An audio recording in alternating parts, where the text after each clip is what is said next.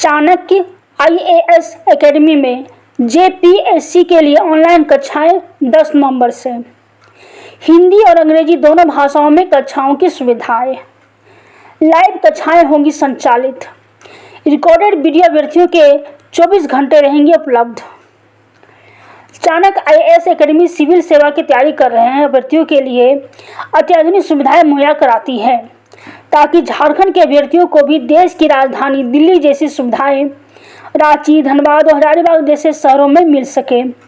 इसी के मद्देनजर अब झारखंड में चाणक्य आईएएस एकेडमी की ओर से जेपीएससी परीक्षा की तैयारी कर रहे अभ्यर्थियों के लिए ऑनलाइन कोर्स शुरू करने जा रही है, जहां ऐप के माध्यम से अभ्यर्थी घर बैठे भी परीक्षा की तैयारी कर सकते हैं। उक्त बातें चाणक्य आईएएस एकेडमी के वाइस प्रेसिडेंट विनय मिश्रा ने कही। आज चाणक्य आईएएस एकेडमी में आया हूँ और यहाँ के जो वाइस प्रेसिडेंट है विनय मिश्रा जी, उनसे कुछ बात करना है, क्योंकि छात्रों के लिए और जो इतना अच्छे काम कर रहे हैं, इनका तो हाईएस्ट रहा भी है रिजल्ट, चाहे आईएएस का हो, चाहे जेपीसी का हो, चाहे किसी का हो। तो इनसे थोड़ा बात करेंगे कि ऐप लॉन्च कर रहे हैं और जेपीसी के लिए खास करके झारखंड के लिए इनसे बात करते हैं। सर, आपको पब्लिक 24 में बहुत बहुत धन्यवाद। मेरे भी नमस्कार और सभी को धन्यवाद।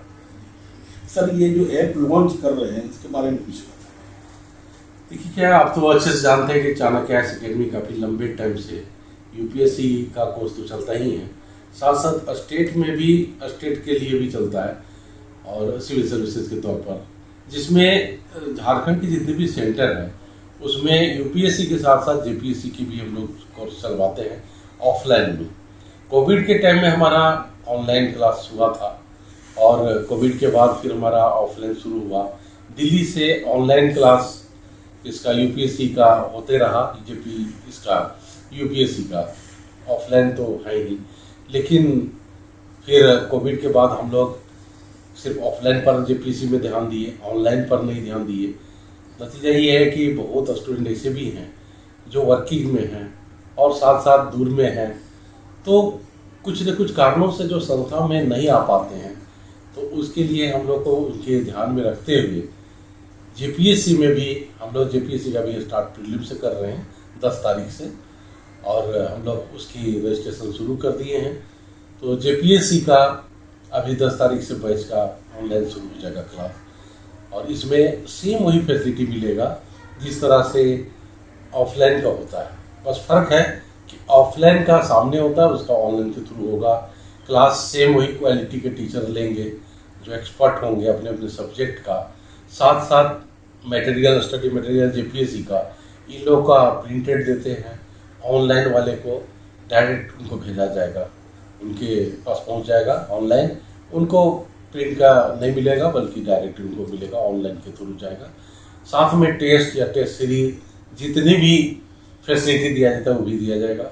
लेकिन एक और हम लोग ने ध्यान दिया है उस पर कि जिस तरह से मेंटरशिप या डॉट क्लास, डॉट का किसी भी तरह का हो तो ऑफलाइन क्लास वाले पूछते हैं, उसी तरह से हम लोग एक ध्यान रखे हैं कि झारखंड में जो 3 सेंटर है, रांची, धनबाद और हजारीबाग, तो तीनों जगह में कहीं भी संडे के दिन में जाके फिक्स है कि संडे में जाके वो अपने डॉट क्लियर कर सकते हैं या मेंटरशिप से मिलके पूरा एक गाइडेंस ले सकते हैं।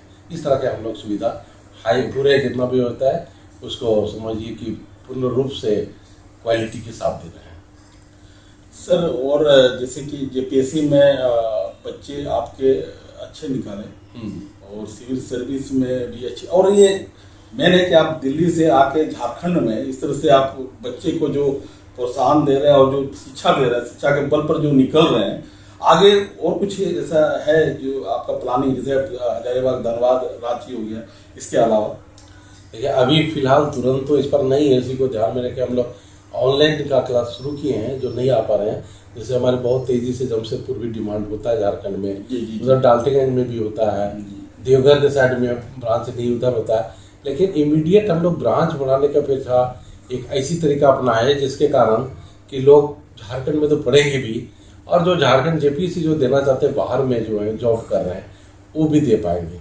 रही बात कि एक क्वेश्चन आपका है कि आप झारखंड में इतना ध्यान दे रहे हैं, तो आप जानते हैं कि स्वाभाविक तौर पर है कि सबसे किसी को प्यारा होता तो अपना घर होता है, और हम लोग के लिए झारखंड घर है। रहने वाला मैं निवासी हूँ हजारीबाग का।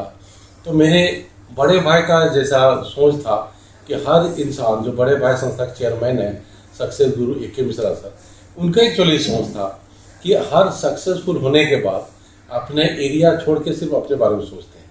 लेकिन उनका कहना था कि हमारा सोच ये होना चाहिए कि हम अपने एरिया को नहीं भूलें और सेंटर यहाँ ज़्यादा से ज़्यादा दें। इसलिए आप देखेंगे कि झारखंड सिंगल एक स्टेट है जिसको सबसे पहले 3 ब्रांच झारखंड में हुआ, अभी बिहार में भी हुआ, लेकिन पहले झारखंड में हुआ।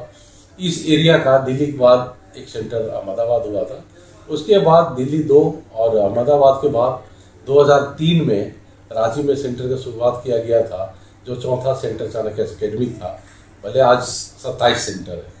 तो ये देखा, हम लोग अपने घर, अपने एरिया के अटैचमेंट से बाहर होना बिल्कुल नहीं चाहे, ना चाहेंगे और नहीं चाहेंगे एक दिन झारखंड जो है सिविल सर्विसेज के फील्ड में पूरा इंडिया के मानचित्र में नंबर 1 स्थान ले आवे, यही हमारा खुशी होगी।